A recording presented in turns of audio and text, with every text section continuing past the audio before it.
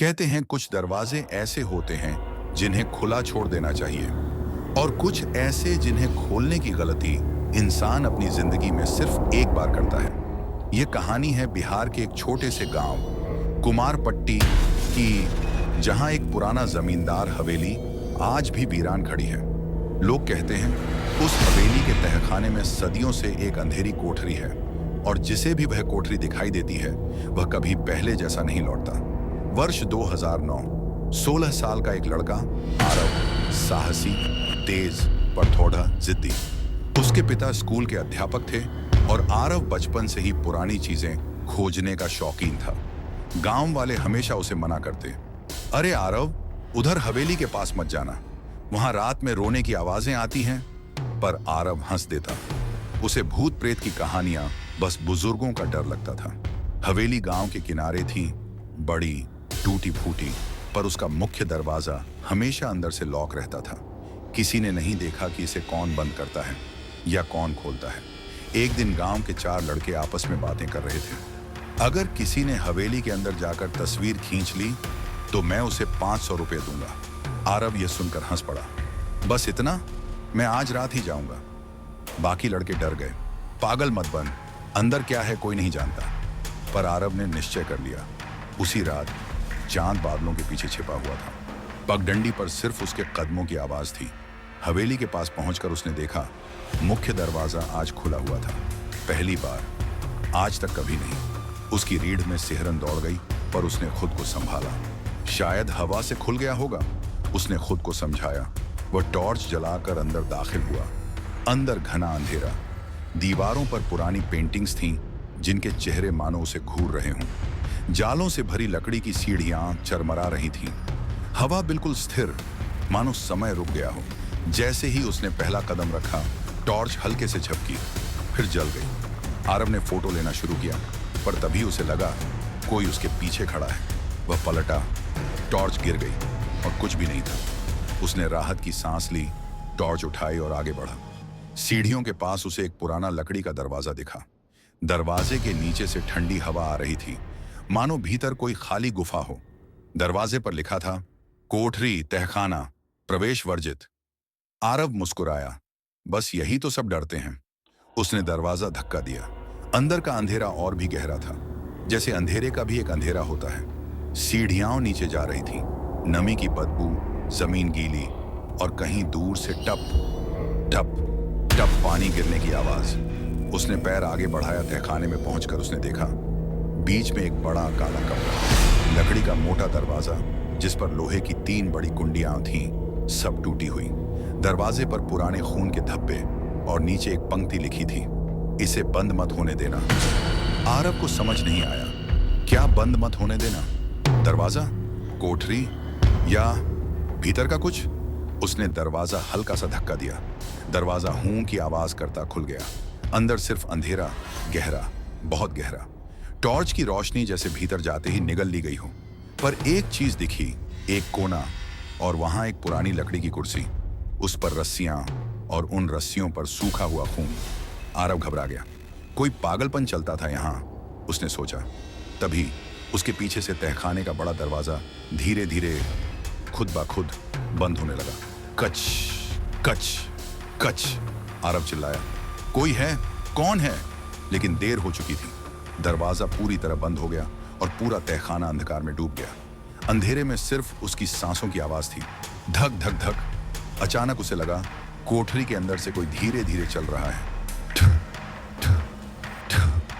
आरव जम गया।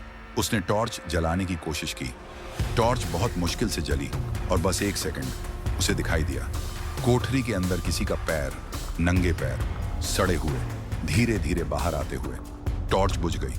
अंधेरा फिर गहरा हो गया। आरव ने सुना, इधर क्यों आया? आवाज किसी बूढ़ी औरत की थी, कांपती हुई, पर इतनी नजदीक कि जैसे उसके कान के पास बोली हो। वह डर के मारे पीछे हट गया। उसका पैर किसी चीज से टकरा गया। वह एक हड्डी थी। आरव अंधेरे में दीवार टटोलने लगा। तहखाने का दरवाजा कहीं नहीं मिला। ऊपर से अचानक कदमों की आवाज आने लगी, जैसे कोई भारी चीज लकड़ी पर चल रही हो। उसने घबराकर चिल्लाया, दरवाजा खोलो, कोई है? पर कोई जवाब नहीं, सिर्फ आवाज। बहुत देर कर दी, उसके सामने कुछ हिला, कोई लंबी काली परछाई जिसका चेहरा दिखाई नहीं दे रहा था। आरव ने पत्थर उठाया और फेंका। कुछ भी नहीं हुआ। परछाई धीरे धीरे उसकी तरफ बढ़ने लगी। अचानक ऊपर का मुख्य दरवाजा खुला, तेज हवा आई और तहखाने का दरवाजा झटके से खुल गया। गांव के कुछ लोग अंदर आए। उनके हाथों में लालटेन थी। जैसे ही रोशनी पड़ी, सामने कुछ भी नहीं था, न कोई परछाई, न कोई पैर, न आवाज। आरव फर्श पर गिरा हुआ था, बेहोश। गांव वालों ने उसे उठाया। सब डर गए। घर ले जाकर जब उसे होश आया तो वह रो रहा था, कांप रहा था। उसकी आवाज बदल चुकी थी। जब उसे पूछा कि क्या देखा, वह बस इतना ही बोल पाया, वो चीज बाहर आना नहीं चाहती थी और मैं उसे जगा बैठा हूं। उस दिन के बाद आरव कभी पहले जैसा नहीं रहा। वह रात में किसी से बात नहीं करता, खाली दीवारों को घूरता रहता। कभी कभी अचानक चिल्ला देता, दरवाजा मत बंद करना। गांव वाले कहते हैं जिस रात वह तहखाने में गया था, उस रात कोठरी में जो था वह अब उसके साथ है, और हवेली वह तब से फिर कभी नहीं खुली। राहुल को स्कूल से लौटते समय जंगल के बीच एक अजीब परछाई दिखी थी। उसके बाद रास्ते में जो काला पेड़ दिखा था, वो जैसे जैसे वह पास जाता और बड़ा दिखने लगता था। आखिरकार पेड़ के नीचे उसे एक पुरानी जली हुई चूड़ियां मिली थी, और वह रात उसकी सबसे डरावनी थी। अगली सुबह राहुल की आंख खुली तो उसे पिछली रात की बातें किसी बुरे सपने जैसी लग रही थी। लेकिन जैसे ही उसने अपनी कलाई देखी, वह दहशत से जम गया। उसकी कलाई पर उसी काली पेड़ की छाल जैसा निशान उभर आया था। वह डर गया, पर किसी को बताने की हिम्मत नहीं हुई। अगले दिन शाम राहुल अपने दोस्त अर्पित को स्कूल से लौटते समय सब बताने वाला ही था कि अचानक पेड़ वाली दिशा से हवा का तेज झोंका आया। हवा में कुछ ऐसा था जैसे किसी ने नाम लेकर आवाज लगाई हो। अर्पित ने कुछ नहीं सुना, लेकिन राहुल के पैर खुद ब खुद उसी दिशा में बढ़ने लगे। जंगल के अंदर वही पुराना रास्ता, लेकिन इस बार जंगल वैसा नहीं था। आज वहां धुंध थी, इतनी कि पेड़ भी धुंध में छुपे लगते। राहुल को हर कुछ कदम पर महसूस होता कोई उसके बिल्कुल पीछे चल रहा है। जब उसने हिम्मत करके पीछे देखा, कुछ नहीं, लेकिन अचानक उसके सामने जमीन पर एक टूटा हुआ कांच पड़ा दिखाई दिया। उसने उठाकर जैसे ही देखा, कांच में उसकी परछाई नहीं थी, किसी और औरत की परछाई थी जिसके माथे से खून टपक रहा था। राहुल डर के मारे कांच फेंक देता है, और तभी दूर अंधेरे में एक पुरानी हवेली नजर आती है। वही हवेली जिसे लोग काली हवेली कहते हैं, जहां कोई 20 साल से नहीं गया, क्योंकि कहा जाता है कि वहां किसी दुल्हन की आत्मा भटकती है। लेकिन राहुल को ऐसा लगा जैसे हवेली उसे बुला रही है। अंदर कदम रखते ही दरवाजा अपने आप खुल गया। ची आवाज इतनी तीखी कि कान सुन्न हो जाए। अंदर जाते ही राहुल के कदम एक मिट्टी के निशान पर पड़े। ये पैर के निशान किसी इंसान के नहीं थे, ये उल्टे पैरों के थे। चारों तरफ जाले, टूटे पर्दे और दीवारों पर उभरे हाथों के लाल निशान। अचानक उसे ऊपर के कमरे से किसी के चलने की आवाज आई। थक थक थक। राहुल कांपते हुए सीढ़ियां चढ़ने लगा। हर सीढ़ी पर उसे ऐसा लगता कोई उसकी कलाई पकड़ रहा है। ऊपर पहुंचते ही उसने दाईं तरफ एक कमरा देखा, जिसके दरवाजे पर लाल रंग से लिखा था, मत खोलना, वो जाग जाएगी। लेकिन दरवाजा अपने आप हिलने लगा, धीरे धीरे खुल गया। कमरे के अंदर कमरा बिल्कुल खाली था, बस बीच में एक पुराना टूटा हुआ दर्पण रखा था। राहुल डरते डरते उसके पास गया और उसमें देखने लगा, लेकिन दर्पण में वह अकेला नहीं था।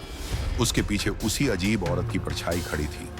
सफेद सा गाउन, जले हुए हाथ, चेहरे पर आधी खाल गायब और आंखें पूरी लाल। उसने धीरे धीरे सिर झुकाकर कहा, मेरी चूड़ियां तुम्हारे पास हैं। राहुल के शरीर में बिजली सी दौड़ गई। उसने चीखना चाहा, लेकिन आवाज नहीं निकल रही थी। औरत दर्पण से बाहर निकलने लगी। उसके पैर जमीन पर नहीं थे, हवा में तैरते हुए आगे बढ़ रही थी। अचानक धम्म, दरवाजा जोर से बंद हो गया। कमरा अंधेरा, सिर्फ लाल आंखें दिख रही थीं। मेरी चूड़ियां वापस कर दो, वरना तुम मेरे हो जाओगे। राहुल की दुनिया घूमने लगी।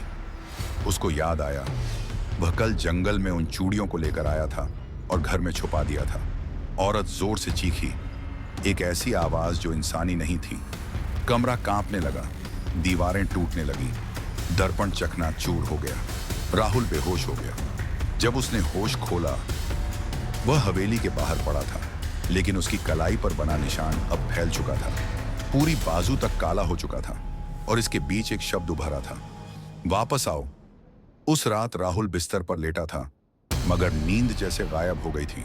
कमरे में हर तरफ सन्नाटा, पर अचानक उसे लगा कि उसकी अलमारी खुद ब खुद हिल रही है। धक धक धक।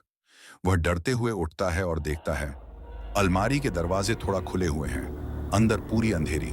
धीरे से दरवाजा खोलता है और अंदर उसे वही काली पेड़ की छाल दिखती है, जैसे किसी ने उसके कपड़ों पर फेंक दी हो। राहुल पीछे हटता है, लेकिन तभी अलमारी से एक हाथ बाहर निकलता है, काला, लंबा और उंगलियां बेहद बड़ी। हाथ उसकी कलाई पकड़ लेता है, उसी निशान वाली कलाई को, और उसके कान में एक फुसफुसाहट आती है, हवेली में मेरा सच दफन है।